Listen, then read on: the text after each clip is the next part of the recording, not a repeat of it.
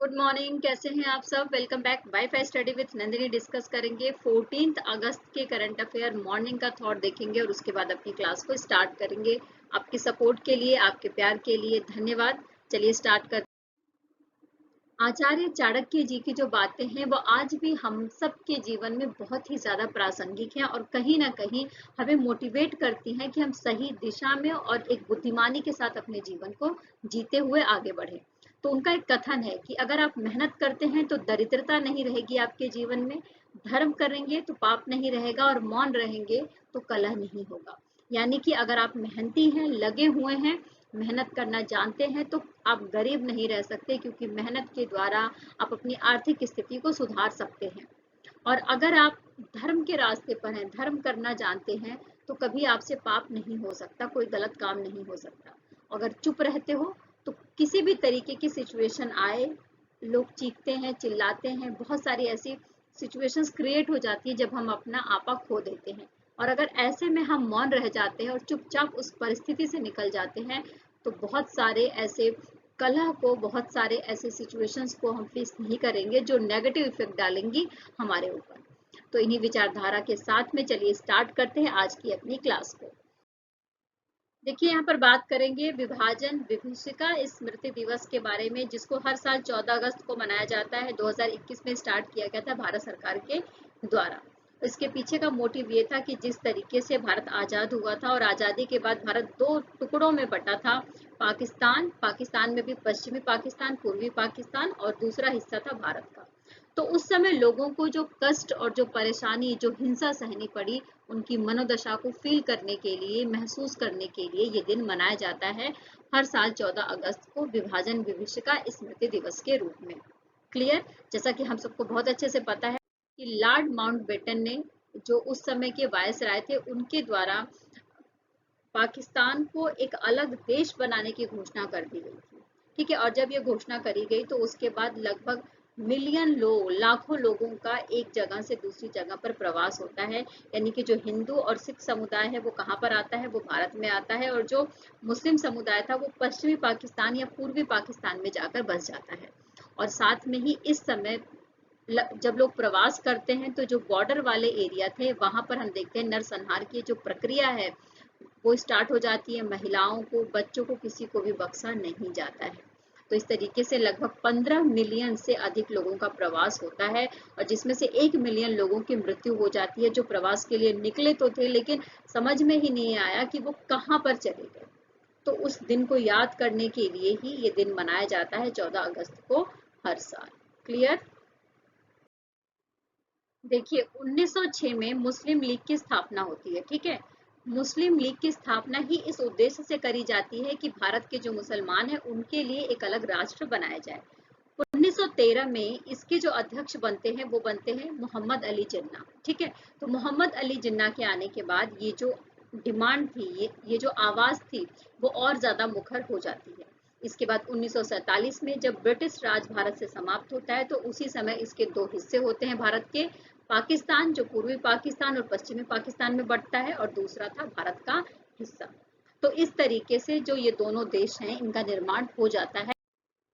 देखिए, 36 मुस्लिम नेताओं के द्वारा शिमला में जो वायसराय जी थे उनके सामने जाकर एक ज्ञापन सौंपा जाता है और उसमें मांग करी जाती है भारत के मुसलमानों के लिए एक स्वतंत्र राष्ट्र बनाने के लिए।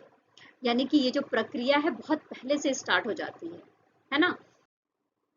देखिए, यहाँ पर जो बात हो रही है उसके बारे में इलाहाबाद संबोधन का बहुत इंपॉर्टेंट रोल है।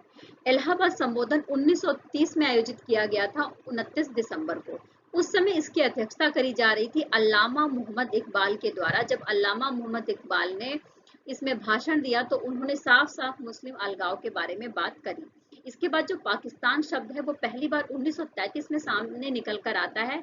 नाउ और नेवर का एक पत्रिका रिलीज किया जाता है उसके दौरान। 1947 में ही जुलाई में दोनों देशों के लिए अलग अलग अंतरिम सरकार बना दी जाती है, और 14 अगस्त 1947 को दोनों देशों को अलग कर दिया जाता है। इस तरीके से पाकिस्तान का उदय होता है और पाकिस्तान एक स्वतंत्र राष्ट्र के रूप में, एक संप्रभु राष्ट्र के रूप में उभर कर सामने आता है। हम बात कर रहे हैं भारतीय फिल्म फेस्टिवल मेलबोर्न के बारे में। ऑस्ट्रेलिया के मेलबोर्न के हैमर हॉल में 11 अगस्त को भारतीय फिल्म फेस्टिवल आयोजित किया गया है। हर साल आयोजित किया जाने वाला ये फेस्टिवल है बॉलीवुड को पहचान दिलाने के लिए और साथ में भारतीय फिल्म फीचर और ओटीटी श्रृंखलाओं के लिए एक प्लेटफॉर्म के रूप में इसको यूज करा जाता है।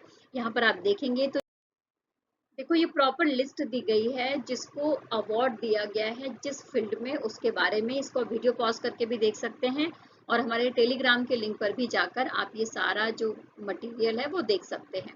तो best documentary to kill a tiger, best India film का Agra, best performance in film तो मोहित अग्रवाल को आगरा के लिए दिया गया है। Best performance in a female तो रानी मुखर्जी को दिया गया है Mrs Chatterjee versus Norway. Okay, तो ये सारे लिस्ट है प्रॉपर, आप इसको पढ़ सकते हैं, देख सकते हैं। भारतीय फिल्मों की पहचान के लिए इसको आयोजित किया गया था, कहां पर? ऑस्ट्रेलिया के मेलबर्न में। क्लियर? देखिए यहाँ पर बात करेंगे मेघालय के बारे में। मेघालय के मुख्यमंत्री कौन है? तो कोनराड के संगमा। ठीक है, तो मेघालय के मुख्यमंत्री कोनराड के संगमा के द्वारा मुख्यमंत्री सौर मिशन लॉन्च किया गया है। मुख्यमंत्री सौर मिशन लॉन्च किया गया है, जैसा कि नाम से ही समझ में आ रहा है कि सौर मिशन है, यानी कि सूर्य की ऊर्जा से सौर पैनल के माध्यम से बिजली को बनाने की प्रक्रिया स्टार्ट करी जाएगी मेघालय में और इसके लिए 500 करोड़ रुपए का इन्वेस्टमेंट किया जाएगा और फर्स्ट फेज में 100 करोड़ रुपए का इन्वेस्टमेंट किया जाएगा। इसके तहत, इस मिशन के तहत युवाओं को रोजगार देने के बारे में बात की गई है और जो बिजली की कमी से मेघालय जूझ रहा है उसको दूर करने की कोशिश करी जाएगी। क्लियर? देखिए यहाँ पर बात हो रही है उपराष्ट्रपति जगदीप धनखड़ जी के बारे में। इनके बारे में बात करते हुए मैं आपको बता दूं कि 13 अगस्त को नई दिल्ली के प्रगति मैदान से इन्होंने एक मोटरसाइकिल रैली का शुभारंभ किया जिसका नाम रखा गया है हर घर तिरंगा। हर घर तिरंगा जो अभियान है वो स्टार्ट किया गया है 13 अगस्त से 15 अगस्त तक के बीच में। आप कहीं पर भी रहते हैं, जिस घर में रहते हैं, आप ऑफिस में रहते हैं, वहां पर आपको क्या करना है? तिरंगा लगाना है और अपने राष्ट्रीय प्रतीकों पर, राष्ट्रीय ध्वज पर आपको गर्व महसूस करना है। आपको अपने राष्ट्र पर गर्व महसूस करना है, अपनी संस्कृति और सभ्यता, जो हमारी सांस्कृतिक विरासत है, उसको ध्यान में रखते हुए और साथ साथ अपने देशभक्तों के और अपने शहीदों के बलिदान को याद करते हुए हमें अपना जो 15 अगस्त है, जिस दिन हम स्वतंत्र हुए थे, वो दिन हमें मनाना है। क्लियर? देखो यहाँ पर बात हो रही है राष्ट्रीय सांख्यिकी कार्यालय के बारे में, जिसको हम नेशनल स्टैटिस्टिकल ऑफिस बोलते हैं। ठीक है, तो नेशनल स्टैटिस्टिकल ऑफिस के माध्यम से हमारे देश में जो आंकड़े हैं वो इकट्ठे किए जाते हैं। तो इस सांख्यिकी कार्यालय के ऊपर भी एक नई स्थायी समिति का गठन किया गया है भारत सरकार के द्वारा, यानी कि जो आंकड़े इसके द्वारा इकट्ठे किए जाएंगे, जो डेटा एनएसओ देगा, उस डेटा की भी जांच करी जाएगी भारत सरकार के द्वारा। और ये जो राष्ट्रीय सांख्यिकी कार्यालय है ये भारत सरकार के अधीन होकर काम करता है, ये बात हमें अच्छे से पता होनी चाहिए। क्लियर?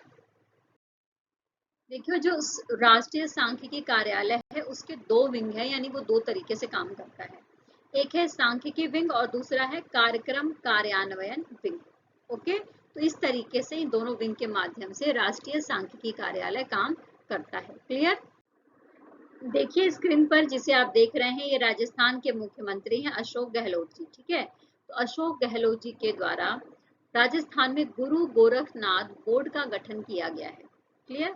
अच्छा, ये जो गुरु गोरखनाथ बोर्ड है ये राजस्थान का जो सामाजिक न्याय मंत्रालय है उसके अधीन काम करेगा, यानी कि जो सामाजिक न्याय और अधिकारिता विभाग है उसके तहत काम करेगा गुरु गोरखनाथ बोर्ड। क्लियर? अब ये गुरु गोरखनाथ बोर्ड किन लोगों के लिए काम करेगा? तो राजस्थान में जोगी योगी नाथ जाति वर्ग की समस्याओं के लिए इसका गठन किया गया है, यानी कि जो जोगी हैं, योगी हैं और नाथ वर्ग के जो लोग हैं उनकी समस्याओं को ध्यान में रखते हुए इस बोर्ड का गठन किया गया है राजस्थान के द्वारा, राजस्थान की सरकार के द्वारा। क्लियर? इस बोर्ड के माध्यम से योगी, जोगी और नाथ जो समुदाय है उससे जुड़े हुए लोगों के शैक्षिक, सामाजिक और राजनीतिक विकास के साथ साथ उनका जो आर्थिक विकास है वो भी किया जाएगा। और इसके अलावा यहाँ पर आप देखेंगे कि जो राजस्थान की सांस्कृतिक और सामाजिक धरोहर के रूप में, धार्मिक धरोहर के रूप में जो मठ हैं उनके भी रिनोवेशन का काम किया जाएगा। क्लियर? इस बोर्ड में 5 लोग शामिल हैं, वो कौन कौन से हैं? तो एक अध्यक्ष होगा, एक उपाध्यक्ष होगा और इसके अलावा 3 सदस्य होंगे। क्लियर? देखिए यहाँ पर बात कर रहे हैं नीति आयोग के बारे में। नीति आयोग के द्वारा डेल्टा रैंकिंग प्रदान करी गई है और डेल्टा रैंकिंग के 7 पैरामीटर्स होते हैं। 7 पैरामीटर्स कौन कौन से हैं? जिसमें स्वास्थ्य और पोषण, शिक्षा, कृषि, जल संसाधन, वित्तीय समावेशन, बुनियादी ढांचे के क्षेत्र में प्रगति, ये 7 पैरामीटर शामिल किए गए हैं। तो इस 7 पैरामीटर्स पर जो नूह डिस्ट्रिक्ट है वो खरा उतरा है और उसको दूसरा स्थान दिया गया है। पहले मैं बताऊं तो डेल्टा रैंकिंग में नीति आयोग के द्वारा जो रैंकिंग करी गई थी उसमें नूह डिस्ट्रिक्ट कहाँ पर था? 30वें पायदान पर था। 30वें पायदान से ये खिसक कहाँ पर चला गया है? दूसरे पायदान पर चला गया है और ये नूह डिस्ट्रिक्ट आपको हरियाणा में देखने को मिल जाएगा। क्लियर? इस सेशन में इतना ही। फिर कल मिलेंगे नए न्यूज के साथ, नए खबरों के साथ में और नए विचारों के साथ में। तब तक अपना खूब ख्याल रखिए, जीवन में खुश रहिए और पॉजिटिव एटीट्यूड के साथ जीवन को जीते हुए आगे बढ़ते रहिए। साथ में ही टेलीग्राम के लिंक पर इंग्लिश और हिंदी बोथ लैंग्वेजेस में आपको जो मटेरियल है वो उपलब्ध है, वहां पर जाकर आप पढ़ सकते हैं, देख सकते हैं। और मेरे साथ बने रहने के लिए थैंक यू। चैनल को लाइक करते रहिए, शेयर करते रहिए और सब्सक्राइब कर लीजिए। अगर आप नए हैं तो बेल आइकन जरूर प्रेस कर लीजिएगा और मेरे हौसला अफजाई के लिए एक लाइक का बटन जरूर प्रेस कर दिया करिए। Thank you, take care.